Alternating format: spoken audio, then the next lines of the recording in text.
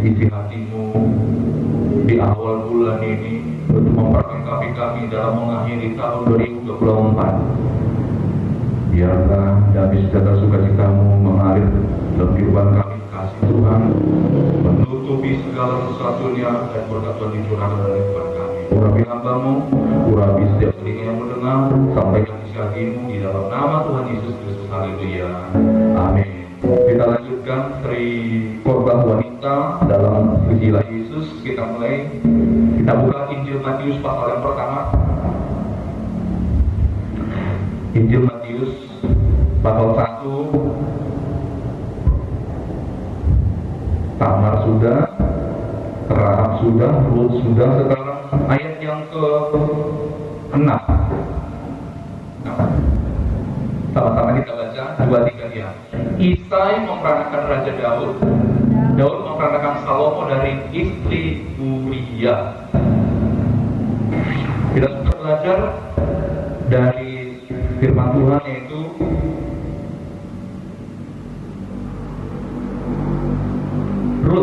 Rut itu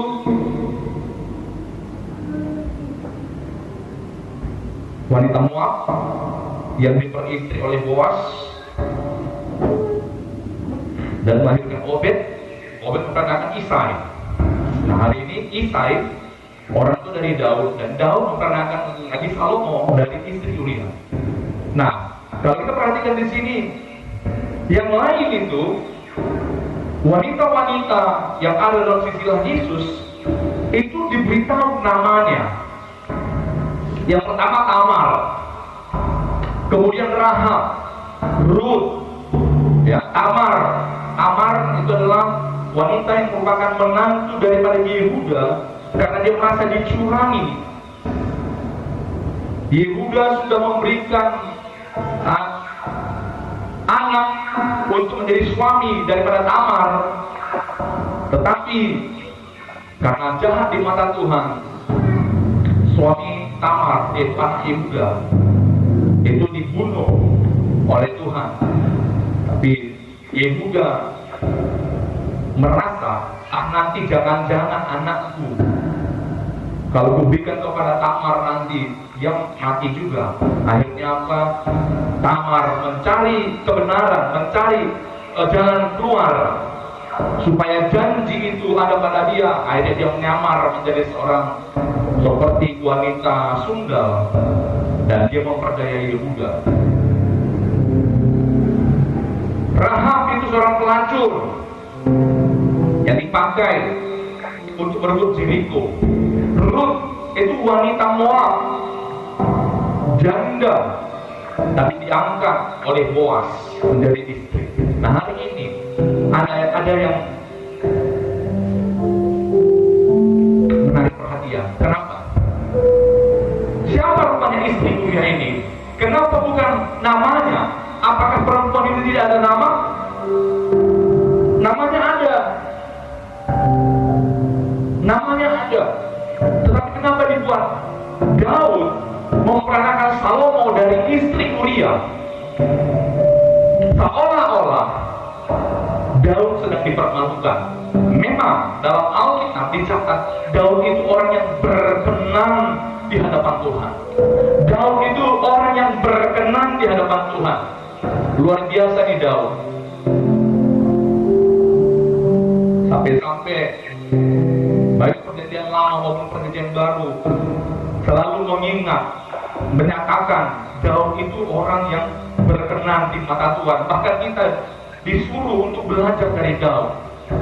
Tetapi Matius dengan sengaja mencatat Daud memperanakan Salomo dari istri Uria. Kenapa? Bapak Ibu Saudaraku, coba kita lihat siapa sebenarnya. Ada yang tahu siapa namanya ini? Mamanya, ibunya Salomo, siapa namanya? Ada yang tahu siapa namanya? Tidak tahu? Untuk mengetahui itu kita harus lihat dalam 2 Samuel pasal yang ke-11. Coba dibuka 2 Samuel pasal yang ke-11. Kalau Anda punya Alkitab, perikopnya ada judulnya. Di situ di judulnya diberi judul Daud dan Batsheba. Ya. Nah, sekilas kita mau cerita tentang ini. Buka ayat 1. 2 Samuel 11 ayat 1. Pada pergantian tahun, pada waktu raja-raja biasanya maju berperang, maka Daud menyuruh Yoab maju beserta orang-orangnya dan seluruh orang Israel. Mereka memusnahkan bangsa Amon dan mengepung kota Ramat, sedang Daud sendiri tinggal di Yerusalem. Pada masa kerajaan-kerajaan, pada masa dulu, ya, ada saatnya musim berperang.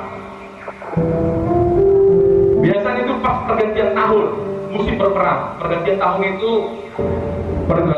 pergantian tahun itu sekitar bulan Agustus, September untuk tahun kalender kita. Tapi ini kalender Israel karena mereka baru saja tahun baru. Orang Israel baru saja tahun baru, ya. Bulan lalu mereka tahun baru. Nah, biasanya di akhir tahun dan bukan musim dingin. Di situ berperang. Nah, Daud menyuruh Yoab, panglimanya yang berperang, sedangkan Daud tinggal. Ayat 2. Nah, sekali peristiwa pada waktu perang, ketika Daud bangun dari tempat pembaringannya, lalu berjalan-jalan di atas sofa istana, tampak kepadanya dari atas sofa itu seorang perempuan sedang mandi. Perempuan itu sangat elok rupanya. Kita mulai dari sini. Ketika musim perang terjadi, Daud, seorang yang gagah perkasa, yang luar biasa, yang sudah berperang, pengalaman perangnya luar biasa. Dia hanya mengutus panglimanya untuk berperang, tentaranya yang berperang, sedangkan dia tinggal bermalas-malasan dalam istananya. Angkat pelajarannya. Ketika Daud bermalas-malasan, padahal biasanya dia orang yang luar biasa, tapi dia bermalas-malasan, apa yang terjadi? Ingat, saya sudah sampaikan dalam beberapa minggu yang lalu, singa mengaum-ngaum di sekeliling kita, siap-siap untuk menerkam kita. Nah, Daud juga diterkam oleh singa saat itu. Ketika dia malas-malasan, masa sampai sore dia baru bangun? Ya, sampai sore dia bangun. Padahal ada pepatah katakan, kalau bangun kesiangan, rezeki akan dipatok ayam. Ya kan? Dan tidur kapan dia tidur, tapi di Alkitab dicatat sore hari dia baru bangun dari tidurnya, dari pembaringannya. Tentaranya sedang berperang, dia tidur dalam istana bermalas-malasan. Apa yang terjadi? Ketika dia menangkap dari atas kotor, dari lantai loteng istananya, dia lihat matanya tertuju kepada seorang perempuan yang sedang mandi. Lalu Daud menyuruh orang bertanya kepada perempuan itu, dan orang berkata, itu adalah Batsheba binti Elia, istri Uria orang Het itu.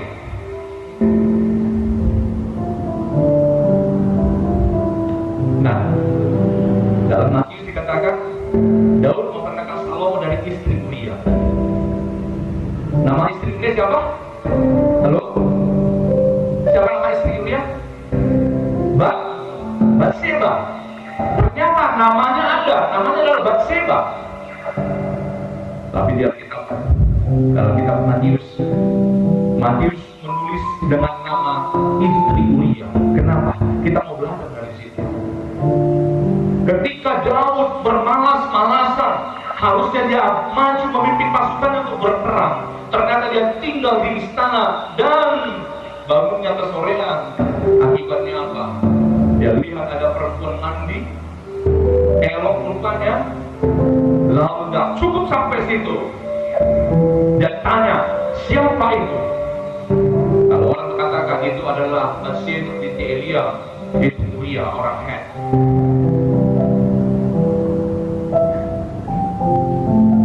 Daud pasti kenal, semua pasukannya dia pasti kenal. Tapi apa yang terjadi? Ayat berikutnya, ayat 4. Sesudah itu apa? Luar biasa. Raja Daud dengan kekuatannya, dengan powernya, dengan pengaruhnya, semua milik dia. Dia panggil. Dia katakan sesudah itu Daud menyuruh orang memanggil dia. Perempuan itu datang kepadanya. Batseba tidak bisa menolak. Batseba tidak bisa membantah. Batseba tidak bisa mengelak. Kenapa? Perintah raja. Raja memerintahkan datang. Dia tak bisa mengelak. Apa yang terjadi? Dalam Alkitab, walaupun dikatakan Daud itu orang yang berkenan di mata Tuhan, tapi peristiwa pada saat itu, sore itu, ini mencoreng Daud. Kenapa? Perempuan itu datang lalu Daud tidur dengan dia. Perempuan itu baru selesai membersihkan diri dari najisannya, kemudian pulanglah perempuan itu ke rumahnya. Daud betul-betul jatuh. Apa yang kita bisa lihat di sini?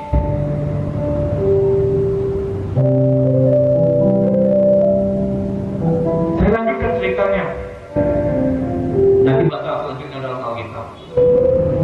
Setelah itu, Bapak Ibu Saudaraku, Batseba ini pulang ke rumahnya karena dia baru selesai mentahirkan dirinya dari kenajisan. Berarti dia sedang masa subur-suburnya. Benih yang ditanam oleh Daud itu berbuah. Dan Batseba katakan, aku mengandung. Dan berita itu dikabarkan kepada Daud. Daud betul-betul dalam kejatuhan yang luar biasa ketika Daud mendengar berita itu.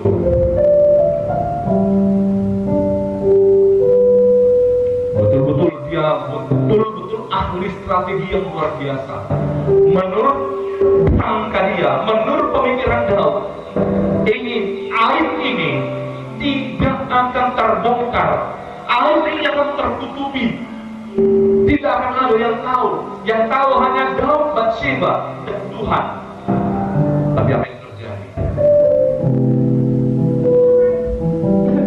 Ini yang dikatakan dengan efek butterfly, efek kupu-kupu.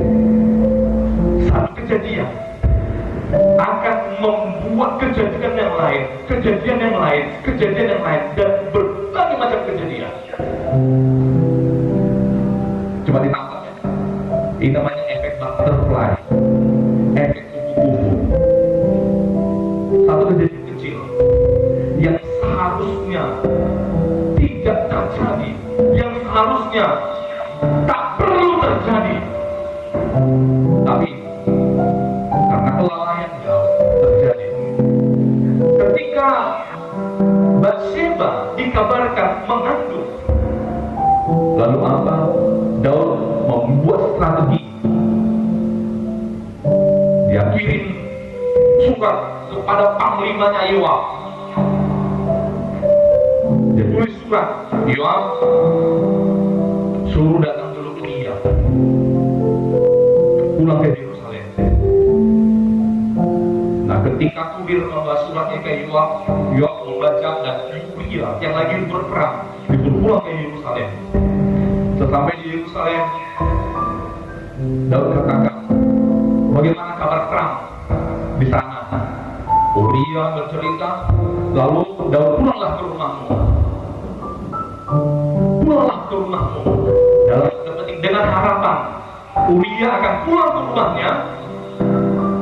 Mungkin karena rindu nanti Uria akan bersama dengan Batseba, sehingga dosa yang dibuat Daud dengan Batseba itu tertutupi. Ternyata apa? Uria tidak pulang ke rumahnya, dia tetap di halaman istana, dia tidur di sana.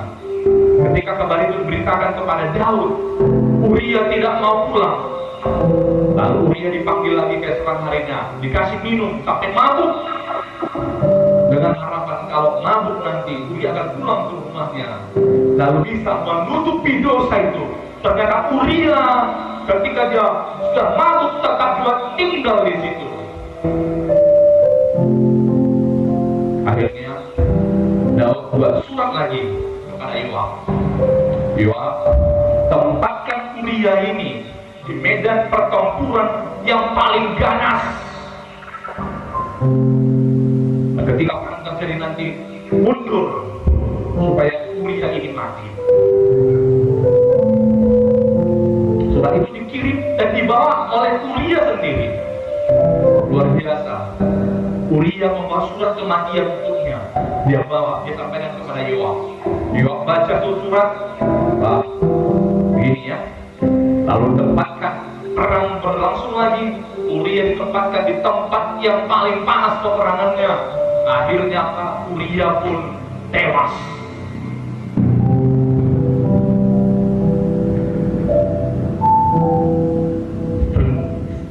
Nanti baca di rumah. Yang mau saya katakan tadi apa? Efek butterfly. Seharusnya tidak terjadi, tapi begitu suatu hal menjadi pemicu dan terjadilah semuanya. Seandainya Daud berperang, dia tidak bermalas-malasan dan dia tidak ada di lantai loteng istananya melihat perempuan mandi, hal ini tidak akan terjadi.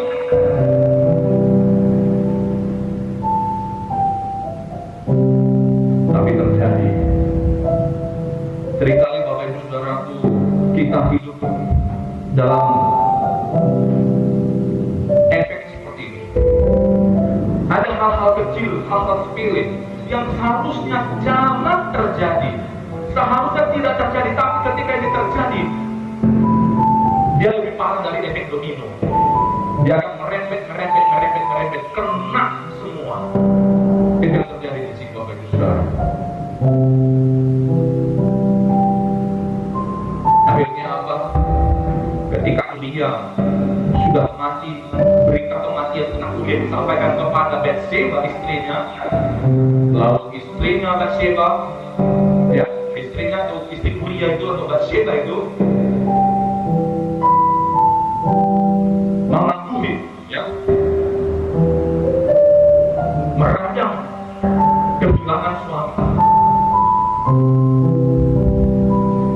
Dalam hal ini semua masih tertutupi. Yang tahu kejahatan Daud, yang tahu menurut Daud dosanya itu tertutupi. Seolah-olah Daud begitu peduli dengan janda dari pasukannya. Karena apa? Batseba dibawa ke istana Daud dan diperistri. Seolah-olah baik. Tapi apa? Tuhan tahu. Tuhan kirim Nabi Nathan untuk memperingatkan Daud. Tuhan kirim Nabi Nathan untuk memperingatkan Daud. Dan inilah yang membuat kenapa Daud kerajaannya diguncang. Karena Daud harus membayar dosa yang dia buat. Nah, kita tidak bahas tentang itu. Kita bahas kenapa istri Uria. Kenapa istri Uria di Matius ditulis dalam istri Uria. Dalam Matius ditulis istri Uria, bukan Batseba. Kalau perempuan yang lain jelas namanya Tamar, Rahab, Ruth. Tapi kenapa tidak Batseba dibuat? Peringatan bagi kita. Ini menjadi peringatan bagi kita, Bapak Ibu Saudara. Ada banyak tipe-tipe istri Uria ini yang lemah. Tipe istri Uria ini tipe perempuan lemah yang dapat ditindas, dipaksa. Tapi lihat, ketika Batseba, perempuan lemah, dipaksa dan dia berdiam diri, sesungguhnya mata Tuhan melihat. Mata Tuhan mengamati. Dia mengetahui. Ya, dia mengetahui. Akhirnya apa? Nathan, Nabi Tuhan, datang untuk memperingatkan Daud. Singkat cerita, anak yang dikandung oleh Batseba ini, anak haram. Kenapa anak haram? Karena Daud melakukan zina.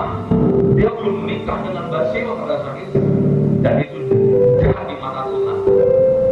Dan anak itu ketika lahir, anak itu sakit, luar biasa sakitnya. Karena kepada anak itu Tuhan tidak berkenan. Kepada anak itu Tuhan tidak berkenan. Tapi Tuhan yang kita sembah, Tuhan yang kita puji, kita muliakan, kita agungkan, kita yang kepadanya kita beribadah, itu Tuhan yang luar biasa pengampun. Walaupun Daud sudah berdosa seperti itu, Tuhan tetap berkenan kepada Daud. Ketika apa? Ketika Daud bertobat. Ketika Daud bertobat, walaupun dalam pertobatannya luar biasa, karena Daud dihadapkan kepada pilihan-pilihan yang luar biasa. Daud dihadapkan akan mengalami kelaparan, atau mengalami aniaya, peperangan, atau mengalami tangan Tuhan yang turun. Tapi Daud memilih lebih bagus aku jatuh kepada tangan Tuhan.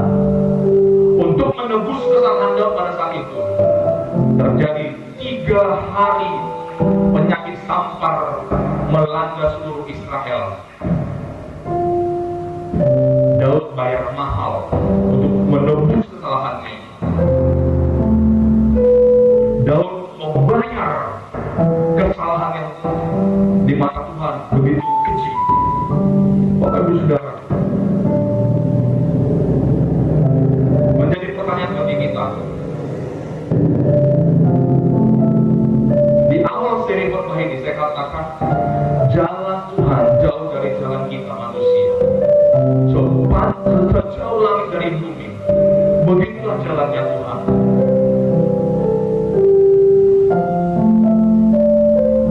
Ketika Matius menulis silsilah dari Yesus, kenapa dia buat Daud memperankan Salomo dari istri Uria? Itu menjadi peringatan bagi saya dan saudara. Dari silsilah yang melahirkan Yesus, mulai dari Adam sampai kepada Yusuf yang melahirkan orang tua daripada Yesus, itu terdiri dari orang-orang yang bermacam-macam. Tamar ini adalah perempuan yang menjebak mertuanya Yehuda. Rahab, perempuan yang profesinya pelacur. Ruth, janda yang ditinggal suami. Tapi untuk Daud, dia merampas istri orang. Daud merampas istri Uria yang merupakan tentaranya. Lalu kita berpikir perempuan-perempuan segala macam latar belakang Tuhan boleh pakai. Saat ini Tuhan menegaskan dalam silsilah ini, Daud yang nampaknya suci, yang nampaknya luar biasa pun rupanya pernah jatuh dalam dosa yang luar biasa. Artinya apa? Juru selamat datang untuk menebus semua manusia, semua latar belakang manusia dia tebus.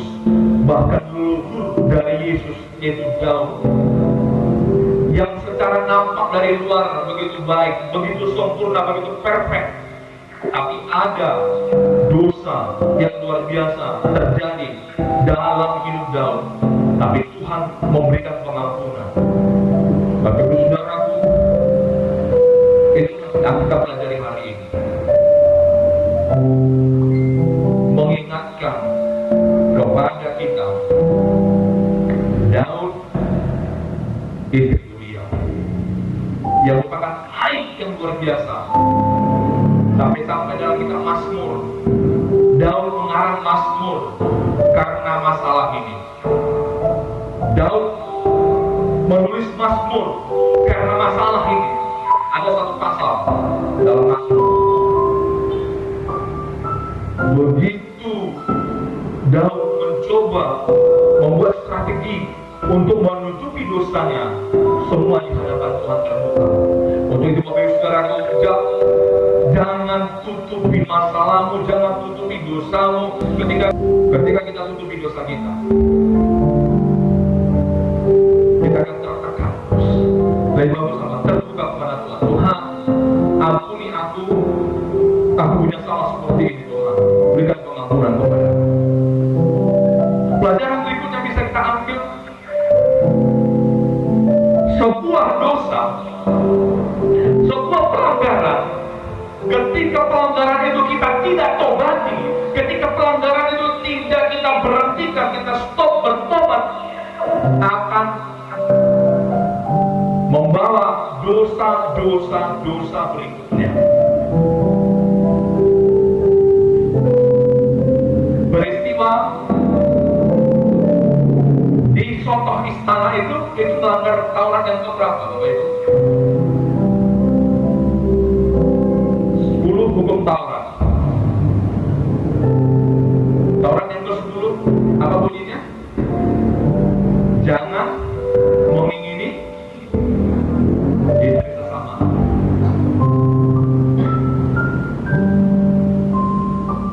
Bukan hanya itu dilanggar oleh Daud, tapi dia apa? Ada Taurat di sebelumnya apa? Jangan berzina. Dia sudah mengingini istri Uria, dia juga berzina dengan istri Uria. Dan tidak stop di situ. Dia coba buat strategi untuk menutupi dosanya. Akhirnya apa? Dia melanggar lagi. Jangan membunuh. Dia bunuh. Daud membunuh Uria, tapi pinjam tangan ketika perang. Apa pelajarannya? Ketika ada dosa, jangan ditutupi itu dosa, tapi segera bertobat akan dosa itu. Minta ampun, bereskan itu dosa. Karena apa?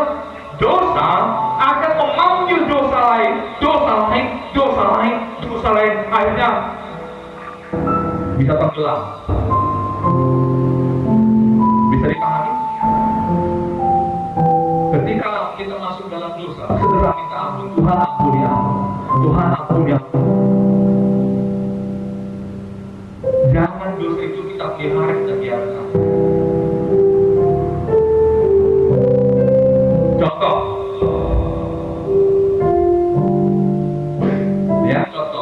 saya harap kita bisa mengerti. Misalnya seperti ini. Satu hari misalnya saya sedang jalan dan bertemu dengan Amal Tegar. Shalom Amal Tegar. Shalom. Jawab Amal Tegar. Bagaimana kabarmu? Sehat luar biasa. Dari mana tadi? Ini masih aman. Masih aman. Senang akibah, beribadah. Masih aman. Ngapain tadi di situ? Ada orang ini pesta. Padahal belum bukan pesta. Ya. Ada orang ini pesta.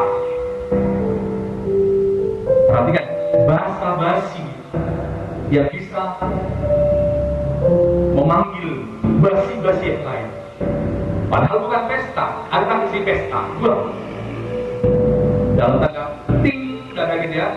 Padahal bukan ada pesta, tapi mereka katakan ada pesta. Satu. Dengan yang saya katakan, satu dosa, di dosa ingat kan, cuma bohong sedikit. Sebenarnya nggak apa-apa. Katanya nggak apa-apa. Ada musik pesta. Lalu saya tanya, saya cenderung lagi, ini memang pesta. Padahal kan nggak ada pesta tadi kan. Ini memang pesta. Ada pertanian katanya. Udah jadi berapa? Udah jadi 2 kan? Udah 2. Terus tanya lagi, rame udah tadi? Padahal tidak ada pesta. Tidak. Dijawab, soal 5 katanya. Bisa ditangkap.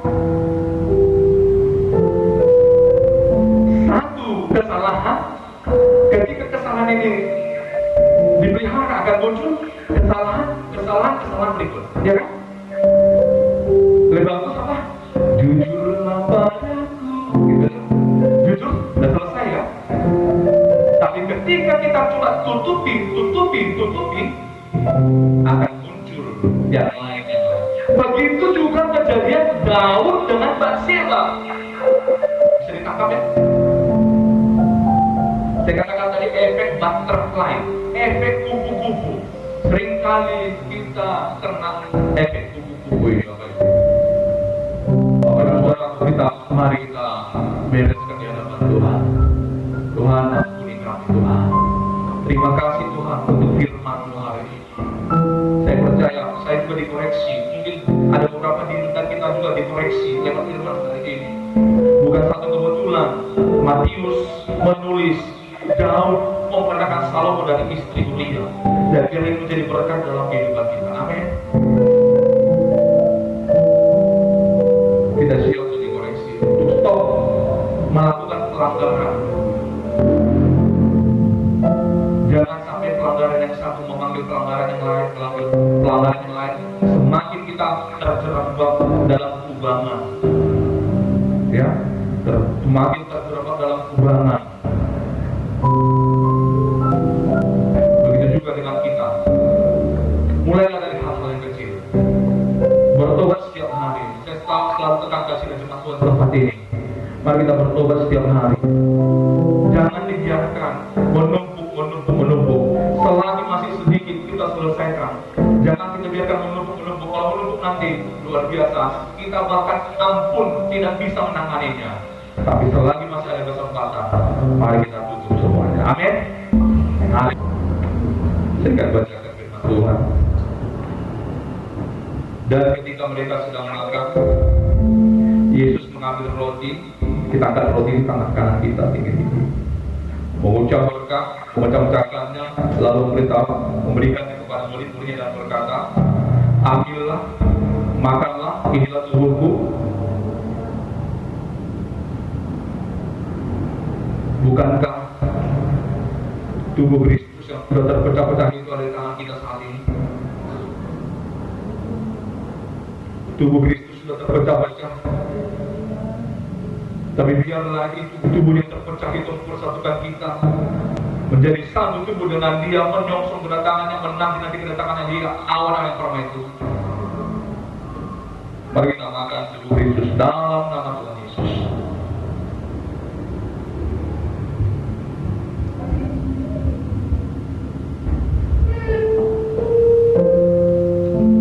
Terima kasih Tuhan. Terima kasih Bapak. Sesudah itu Ia mengambil cawan, kita angkat cawan dengan tangan kanan kita, mengucap syukur lalu memberikannya kepada murid-muridnya dan berkata, minumlah kamu semua dari cawan ini, sebab ini darahku, darah perjanjian yang ditumpahkan bagi banyak orang untuk pengampunan dosa. Bukankah darah Yesus sedang kita angkat? Darah yang tertumpah di bukit Golgota, yang mengampuni setiap dosa pelanggaran itu. Lewat firman hari ini kita diingatkan untuk tetap bertobat. Jangan menumpuk-numpuk dosa, tapi ketika engkau berdosa segera bertobat, segera minta ampun. Walaupun Daud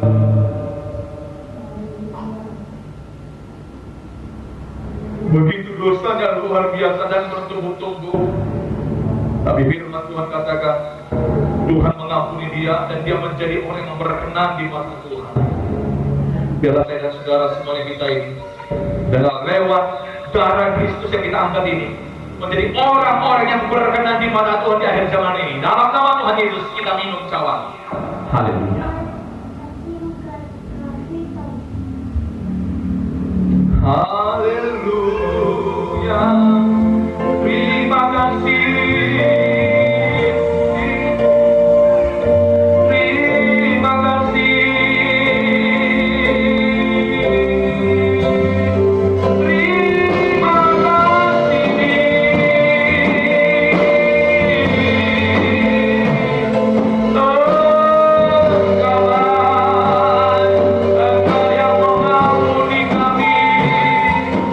God.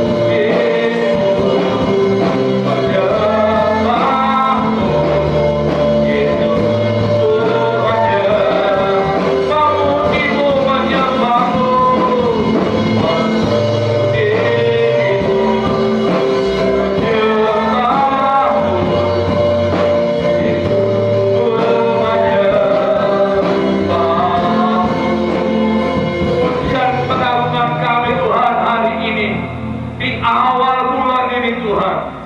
Ketika kami sementara akan menikmati bulan yang terakhir di tahun ini, biarlah berkat-Mu tercurah bagi kami Bapa. Tuhan, hamba mohonkan, biarlah yang terikat dilepaskan dalam nama Tuhan Yesus, yang sakit disembuhkan dalam nama Tuhan Yesus. Sempurnakan semua kesehatan kami, tubuh, jiwa, roh kami Tuhan pelihara. Dan kami mau bereskan dosa-dosa yang tersembunyi Tuhan. Kami tidak mau dosa-dosa yang akan memanggil dosa-dosa berikutnya, pelanggaran-pelanggaran berikutnya. Kami bereskan hari ini Tuhan. Kami percaya dengan tubuh dan darah-Mu yang sudah kami nikmati, kami bersekutu dengan Yesus Kristus menjadi kekuatan kami. Terima kasih Bapak, terima kasih untuk firman-Mu, terima kasih untuk persekutuan dengan tubuh dan darah-Mu, terima kasih untuk segalanya. Berkati setiap kami Tuhan dalam berkuasa Tuhan. Dan puji Engkau Bapa, di dalam nama Tuhan Yesus Kristus kami sudah berdoa dan bersyukur. Haleluya. Ya. Amin.